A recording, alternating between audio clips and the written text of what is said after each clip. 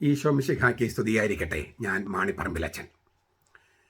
Circular തയ്യാറാക്കിയത് Shaiju pop. ഈ സമാധാനത്തിന് വേണ്ടിയുള്ള സമവായ സർക്കുലർ ഉണ്ടല്ലോ, അത് മുഴുവൻ അന്യായമാണ്. അത് തട്ടിൽ പിതാവും പാമ്പ്ലാനി പിതാവും ഒക്കെയാണ് ഒപ്പിട്ടിരിക്കുന്നത്. പക്ഷേ പുറത്തു വരുന്ന വാർത്തകൾ അത് തയ്യാറാക്കിയത് ഷൈജു ആണെന്നാണ്. പിന്നെ ഷൈജുവിന് കൂട്ടുമായിട്ട് ഒരു കാനഡക്കാരനുണ്ട്. ഈ സമവായ സർക്കുലറിലെ 10-ാം വകുപ്പ് നിങ്ങൾ ശ്രദ്ധിച്ചിട്ടുണ്ടോ? ഏകീകൃത രീതിയിൽ മാത്രം ഇപ്പോൾ വിശുദ്ധ കുർബാന അർപ്പിച്ചുകൊണ്ടിരിക്കുന്ന പള്ളികളിൽ പ്രസ്തുത ക്രമം മാറ്റമില്ലാതെ തുടരുന്നതാണ്. ഇങ്ങനെ എഴുതുന്നതിന് മുമ്പ് തന്നെ തിരുവാങ്കുളം ഇടവക്കാർ കേസ് കൊടുത്തിരുന്നു, അപ്പീൽ കൊടുത്തിരുന്നു. അപ്പോൾ ഇത് എഴുതിയില്ലെങ്കിൽ സർക്കുലർ പ്രശ്നമാകും. കാരണം കേസിൻ്റെ ഇംഗ്ലീഷിലുള്ള കോപ്പി വത്തിക്കാനും എത്തി. മലയാളത്തിൽ ഇവിടെ കൊടുത്തു, കേരളത്തിൽ കൊടുത്തു, അതിൻ്റെ ഇംഗ്ലീഷ് വത്തിക്കാനിലും കൊടുത്തു. അപ്പോൾ ഇങ്ങനൊരു വകുപ്പ് എഴുതിയില്ലെങ്കിൽ പ്രശ്നമുണ്ടാകും എന്നറിഞ്ഞിട്ടാണ് ഈ വകുപ്പ് എഴുതിയത്. ഏകീകൃത രീതിയിൽ മാത്രം ഇപ്പോൾ വിശുദ്ധ കുർബാന അർപ്പിച്ചുകൊണ്ടിരിക്കുന്ന പള്ളികളിൽ പ്രസ്തുത ക്രമം മാറ്റമില്ലാതെ തുടരുന്നതാണ്. ഇത് എഴുതുന്നതിന് മുമ്പ് തന്നെ തിരുവാങ്കുളം ഇടവക്കാരെ വിളിച്ചിട്ട് നിങ്ങൾ പത്ര റിപ്പോർട്ട് അനുസരിച്ചിട്ടാണോ നിങ്ങൾ കാര്യങ്ങൾ നിശ്ചയിക്കണേ, മനോരമയാണോ നമ്മുടെ കാര്യങ്ങൾ നിശ്ചയിക്കണേ ചോദിക്കുകയുണ്ടായി. അപ്പോൾ അദ്ദേഹം ഷൈജും കൂടിയിട്ടാണ് ഈ സർക്കുലർ തയ്യാറാക്കുന്നത് എന്നാണ് പുറത്തു വരുന്ന വാർത്തകൾ. അത് വിശദിക്കാനാണ് ഞങ്ങൾക്ക് തോന്നുന്നത്, സത്യവിശ്വാസികൾക്ക്. ഏതായാലും ഇങ്ങനൊരു സംഗതി എഴുതി ചേർത്തതിൻ്റെ കാരണം നമുക്ക് മനസ്സിലായല്ലോ. അത് വളരെ വ്യക്തമാണ്. എന്നാൽ അവിടെ നിർത്തിയില്ല. അവിടെ ആ വാചകത്തിൽ അവിടെ നിർത്താമായിരുന്നു. അതിന് പകരം എന്ത് ചെയ്തു? ഈ മുന്നേറ്റക്കാർക്ക് ചില ലക്ഷ്യങ്ങളുണ്ട്, അൽമായ മുന്നേറ്റക്കാർക്ക്. അപ്പോൾ അതുകൊണ്ട് ഒരു വാചകം കൂടി അതേ വകുപ്പിൽ കൂട്ടിച്ചേർത്തു. എന്താണ്? ഈ പള്ളികളിൽ ഏതെങ്കിലും നിലവിലുള്ള പ്രശ്നങ്ങൾ ഇടവകയുടെ കൂട്ടായ്മ ലക്ഷ്യമാക്കി ചർച്ചകളിലൂടെ രമ്യമായി പരിഹരിക്കുന്നതാണ്. ഈ പള്ളികളിൽ ഏതെങ്കിലും ഏകീകൃത കുർബാന ചൊല്ലുന്ന പള്ളികളിൽ അതാണ് ഉദ്ദേശിക്കുന്നത്. നിലവിലുള്ള പ്രശ്നങ്ങൾ, അവിടെ എവിടെയെങ്കിലും നിലവിലുള്ള പ്രശ്നം ഉണ്ടായിരുന്നില്ല. നിലവിലുള്ള പ്രശ്നങ്ങൾ എന്ന് പറയുന്നത് പ്രശ്നങ്ങൾ ഉണ്ടാക്കൂ എന്നാണ് പറഞ്ഞതിൻ്റെ അർത്ഥം. അതാണ് അതിൻ്റെ ധ്വനി. നിലവിലുള്ള പ്രശ്നങ്ങൾ എന്ന് പറഞ്ഞാൽ പ്രശ്നങ്ങൾ നിലവിലുണ്ടാക്കൂ.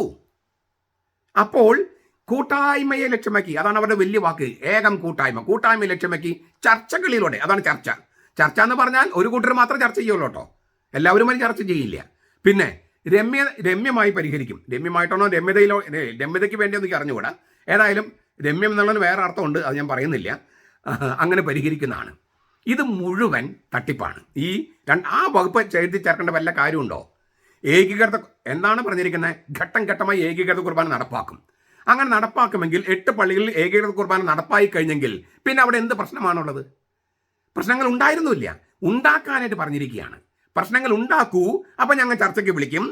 കൂട്ടായ്മ എന്ന് പറഞ്ഞിട്ട് ഞങ്ങൾ ചില വകുപ്പുകളും തട്ടിപ്പുകളൊക്കെ കൂട്ടി എന്നിട്ട് ഏകീകൃത കുർബാന തന്നെ അട്ടിമറിക്കും. ഏകീകൃത കുർബാന അട്ടിമറിക്കാൻ വേണ്ടിയാണ് ഈ വകുപ്പ് കൂട്ടിച്ചേർത്തത്. അതുകൊണ്ടാണ് ഞാൻ പറഞ്ഞത്, ഈ ഏകീകൃത കുർബാന അട്ടിമറിക്കാൻ താല്പര്യമുള്ളത് ആർക്കാണ്? ഷൈജു പോപ്പിനും കൂട്ടർക്കും മുന്നേറ്റക്കാർക്കും വിമത വൈദികർക്കും. അപ്പോൾ അവർ തയ്യാറാക്കിയതാണ് ഈ സർക്കുലർ.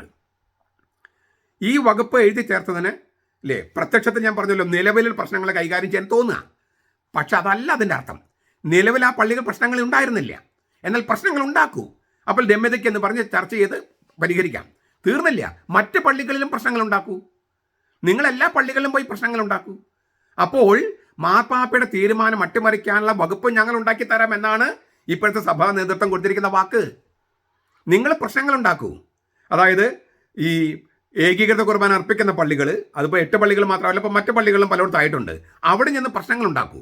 അവിടെ നിന്നിട്ട് ഏകീകൃത കുർബാന മാത്രമുള്ള സ്ഥലത്ത് പറഞ്ഞ് ജനാഭിമുഖമാണെന്ന് പറയാം. മറ്റു പള്ളികൾ ചെന്നിട്ട് പറയാം ഇവിടെ ഏകീകൃത കുർബാന പറ്റില്ലെന്ന് പറയാം. അങ്ങനെ പ്രശ്നങ്ങൾ ഉണ്ടാക്കൂ.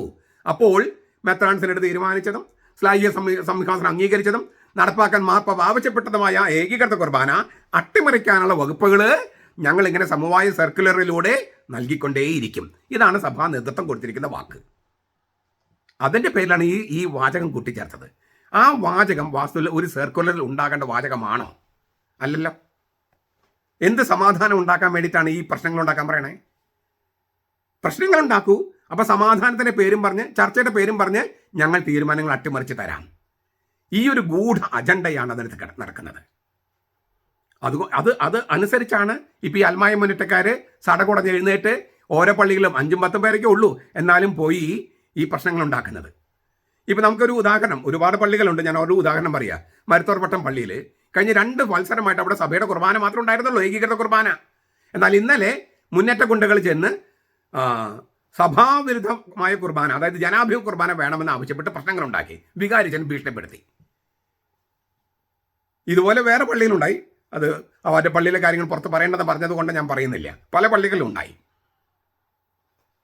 അപ്പം നമ്മൾ എന്താ ചെയ്യേണ്ടത്? ഓരോ പള്ളിയിലും നമ്മൾ ചെല്ലണം. എന്നിട്ട് പറയണം എല്ലാ കുർബാനയും ഏകീകൃത കുർബാന മതി. ഇനി ഇവിടെ ജനാഭിമുഖം എന്ന് പറഞ്ഞ് ഇല്ലിസിറ്റ് കുർബാന വേണ്ട, മെത്രാൻ സെനറ്റ് തീരുമാനിക്കാത്ത കുർബാന വേണ്ട, ശ്ലൈകി സിംഹാസനം അംഗീകരിക്കാത്ത കുർബാന വേണ്ട, മാർപ്പാപ്പ അംഗീകരിക്കാത്ത കുർബാന ഞങ്ങൾക്ക് വേണ്ട. ഷെഡ്യൂൾ സമയത്തെ കുർബാന മാത്രമല്ല, എല്ലാ കുർബാനയും ഏകീകൃത കുർബാന മതി എന്ന് നമ്മൾ സത്യവിശ്വാസികൾ ചെന്ന് പറയണം, വികാരിച്ചമാരെ കണ്ട് പറയണം. അൽമായ മുന്നേറ്റക്കാർ 10-12 പേര് ഒരു ഇടവകയിൽ ഉള്ളൂ എന്ന് ഓർക്കുക. അതും വികാരിച്ചന് ശിങ്കിടികൾ മാത്രമാണ്. ഞാൻ കഴിഞ്ഞ ദിവസം പറഞ്ഞു വികാരിച്ച മാത്രമാണ് വിമതൻ. പിന്നെ അദ്ദേഹത്തിന് ചുറ്റിപ്പറ്റി നിൽക്കുന്ന കുറച്ച് പേര്, അല്ലാതെ ആരും വിമതരില്ല, വേറെ ആൾക്കാരാരുമില്ല. അതിനാൽ സത്യവിശ്വാസികൾ തൻ്റെ ഇടത്തോടെ ചങ്കൂറ്റത്തോടെ ഈ വികാരിച്ചന്മാരുടെയും മുന്നേറ്റക്കാരുടെയും പാപത്തിൽ പങ്കാളികളാകാതിരിക്കണമെങ്കിൽ ചെന്നിട്ട് പറയുക, മെത്രാൻ സെനറ്റ് അംഗീകരിച്ച കുർബാന ഞങ്ങൾക്ക് മതി, ശ്ലൈകിക സിംഹാസനം അംഗീകരിച്ച കുർബാന ഞങ്ങൾക്ക് മതി, മാർപ്പാപ്പ അംഗീകരിച്ച കുർബാന ഞങ്ങൾക്ക് മതി. അല്ലാതെ ഒരു ജനാഭിമുഖ കുർബാനയോട് ചൊല്ലാൻ കഴിയില്ല, പറ്റില്ല എന്ന് നമ്മൾ കട്ടായം പറയണം. ഈ അൽമായ മുന്നേറ്റക്കാർ ചോദിക്കുന്നത് മാർപ്പാപ്പ അംഗീകരിക്കാത്ത, മെത്രാൻ സെനറ്റ് തീരുമാനിക്കാത്ത, ശ്ലൈകിക സിംഹാസനം അംഗീകരിക്കാത്ത കുർബാനയാണ്. നമ്മളോ നേരെ മറിച്ചാണ്. അപ്പോൾ അതിൻ്റെ സത്യനീതി നിങ്ങൾക്ക് മനസ്സിലായില്ലേ?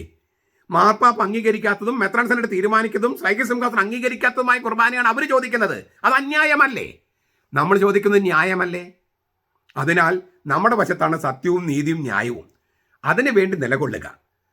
ഈ അന്യായം ചെയ്യാതിരുന്നാൽ മാത്രം പോരാ, അന്യായം ചെയ്യുന്നത് കണ്ടിട്ട് പ്രതികരിക്കാതിരുന്നാലും അന്യായത്തിന് കൂട്ടുനിൽക്കുന്നതായിരിക്കും.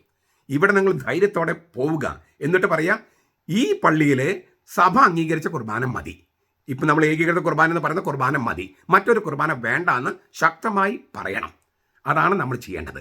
എങ്കിലേ ഇവരുടെ കള്ളക്കളികൾ പൊളിഞ്ഞു പോകുള്ളൂ. അവരുടെ പാപത്തിൽ നമ്മൾ പങ്കാളികളാകാതിരിക്കും. അങ്ങനെ ആകട്ടെ.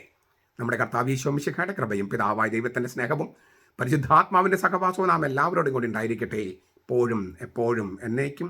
ആമേൻ.